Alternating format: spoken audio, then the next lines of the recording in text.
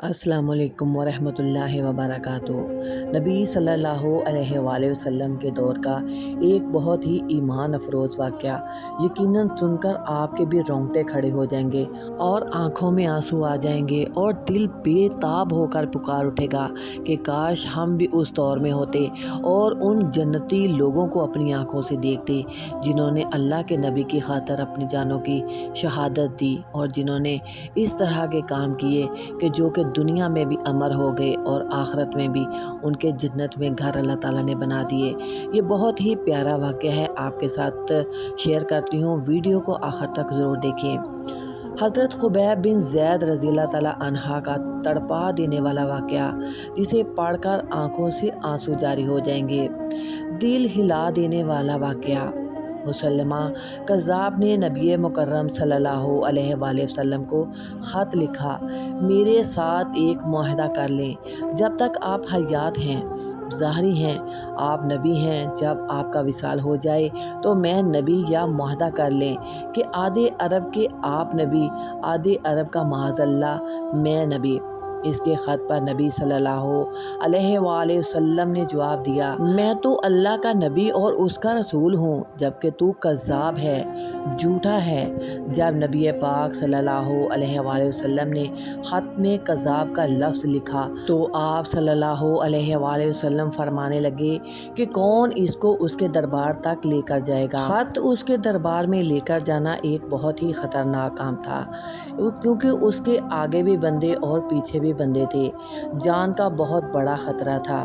لیکن ایک صحابی جو کہ بہت ہی غریب تھا، چھابڑی فروش تھا، سر پر ٹوکرا رکھ کے مدینے کی گلیوں میں کھجوریں بیچا کرتا تھا، 11-12 بچوں کا باپ تھا، جسمانی طور پر بھی لاغر ہو چکا تھا، کمزور تھا، کھجور کھا رہا تھا، فٹافٹ اٹھے، ہاتھ کھڑا کر کے کہا کہ اللہ کے نبی کسی اور کی ڈیوٹی نہ لگائیے گا، میں جاؤں گا۔ جب یہ الفاظ جلد بازی میں کہے تو ان کے منہ سے کھجور کے ٹکڑے مجلس میں بیٹھے صحابہ کے چہروں پر گرے۔ ایک صحابی تو کہنے لگے، اللہ کے بندے پہلے کھجور تو کھا لے، بڑی جلدی ہے تجھے بولنے کی۔ مسکرا کر وہ کہنے لگے کہ اگر کھاتے کھاتے ڈیوٹی کسی اور کی لگ گئی تو میں کیا کروں گا، مجھے جلدی ہے۔ اللہ اکبر۔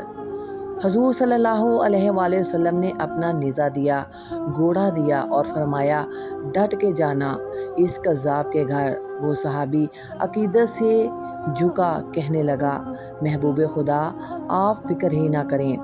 صحابہ کہتے ہیں کہ وہ اس طرح نکلا جیسے کوئی جرنیل نکلتا ہے، اس کا انداز ہی بدل گیا، اس کے طور طریقے بدل گئے، وہ یوں نکلے جیسے کوئی بڑا دلیر آدمی جاتا ہے۔ وہ صحابی مسلمہ کذاب کے دربار میں گئے، وہاں ایک شخص جو بعد میں مسلمان ہوا، وہ بتلاتا ہے، وہ صحابی جن کا نام حضرت خبیب بن زید تھا، جب وہاں دربار میں پہنچے تو اپنا نیزہ زور سے دربار میں گاڑ دیا۔ مسلمان ٹھٹک کے کہتا ہے، کون ہو؟ آپ نے غراتے ہوئے فرمانے لگے، تجھے چہرہ دیکھ کر پتہ نہیں چلا کہ میں رسول اللہ صلی اللہ علیہ وآلہ وسلم کا نوکر ہوں؟ ہمارے تو چہرے بتاتے ہیں کہ نبی صلی اللہ علیہ وآلہ وسلم والے ایسے ہوتے ہیں، تجھے پتہ نہیں چلا میں کون ہوں؟ مسلمہ کہنے لگا، کیسے آئے ہو؟ بے نیازی سے فرما دیا کہ یہ تیرے خط کا جواب لے کر آیا ہوں۔ بادشاہوں کا طریقہ یہ تھا کہ وہ خط خود نہیں پڑھتے تھے، ساتھ ایک بندہ کھڑا ہوتا تھا، وہ خط پڑھتا تھا تو مسلمہ نے خط اس کو دیا کہ پڑھو۔ جب اس نے خط پڑھا تو اس میں یہ بھی لکھا تھا کہ تو کذاب ہے۔ یہ جملہ وہاں موجود سب نے سن لیا۔ اکیلے میں ہوتا تو بات اور تھی۔ حضرت خبیب بن زید تنے کھڑے تھے، غصے سے تلوار لے کر اٹھا اور کہنے لگا، وہ آگ بگولا ہو گیا، آنکھیں سرخ ہو گئیں، سامنے تیرے نبی نے مجھے کذاب کہا ہے، تیرا کیا خیال ہے؟ خبیب بن زید مسکرا کے فرمانے لگے، خیال والی بات ہی کوئی نہیں، جسے میرا نبی کذاب کہے وہ ہوتا ہی کذاب ہے، تو 7 سمندروں کا پانی بھی بہا دے تو بھی تیرا جھوٹ نہیں دھل سکتا۔ مسلمہ غصے کی شدت سے کانپتے ہوئے کہنے لگا، تو پیچھے پلٹ کے دیکھ، سارے میرے سپاہی، میرے پہرے دار، تلواریں، نیزے، خنجر لیے تیرے پیچھے کھڑے ہیں اور میرے ایک فرمان کی اجازت کے طلبگار ہیں۔ حضرت خبیب بن زید رضی اللہ عنہ فرمانے لگے، میرے 12 بچے ہیں، ان میں سے کچھ ایسے ہیں جو دودھ پیتے ہیں، کچھ ایسے ہیں جنہوں نے ابھی چلنا بھی نہیں سیکھا۔ جب رسول اللہ صلی اللہ علیہ وآلہ وسلم کا پیغام لے کے نکلا تھا تو میں نے تو ان بچوں کو بھی پلٹ کر نہیں دیکھا، تو تیرے پہرے داروں کو کیسے دیکھ لوں؟ تو جو دل میں آتا ہے کر۔ غلام محمد صلی اللہ علیہ وآلہ وسلم جان دینے سے نہیں ڈرتے۔ مسلمان نے زور سے تلوار ماری، بازو کٹ کے گر گیا۔ کہنے لگا، اب بول، اب تیرا کیا خیال ہے؟ آپ فرمانے لگے، تو بڑا بے وقوف ہے، ہمیں آزماتا ہے، ہمیں تو بدر سے لے کر احد تک سب آزما چکے، تو ابھی بھی خیال پوچھتا ہے؟ میرا خیال وہی ہے جو میرے نبی صلی اللہ علیہ وآلہ وسلم نے فرمایا۔ مسلمان نے پھر تلوار ماری، دوسرا ہاتھ کٹ گیا۔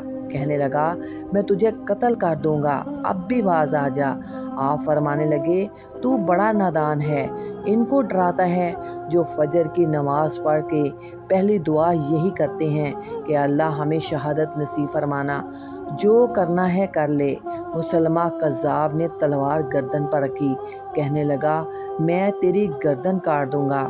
خبیب بن زید فرمانے لگے، کاٹتا کیوں نہیں؟ روایت کرنے والا فرماتا ہے، مسلمہ کے ہاتھ کانپنے لگے، تلوار چلائی، گردن کٹ گئی۔ ادھر مدینے میں حضور صلی اللہ علیہ وآلہ وسلم کی آنکھوں میں آنسو آئے۔ صحابہ کرام رضی اللہ عنہ نے پوچھا، یا رسول اللہ صلی اللہ علیہ وآلہ وسلم کیا ہوا؟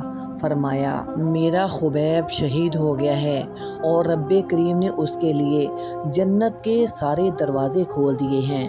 جب میں نے یہ تحریر پڑھی تو میرے آنسو نکل پڑے۔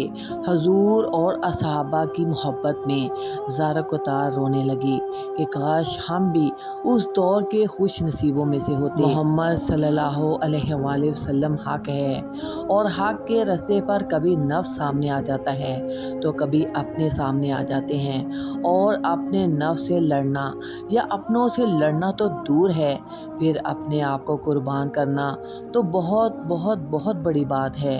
میرا تو سب کچھ اے میرے نبی صلی اللہ علیہ وآلہ وسلم آپ پر قربان ہے، میرے ماں باپ، میرے بچے، میری جان بھی آپ پر قربان ہے۔ اگر آپ بھی نبی محمد صلی اللہ علیہ وآلہ وسلم سے اتنا پیار، محبت اور عقیدت اپنے دل میں رکھتے ہیں تو کمنٹ میں ایک دفعہ درود پاک ضرور لکھ دیں۔ جزاک اللہ خیر۔ السلام علیکم ورحمۃ اللہ وبرکاتہ۔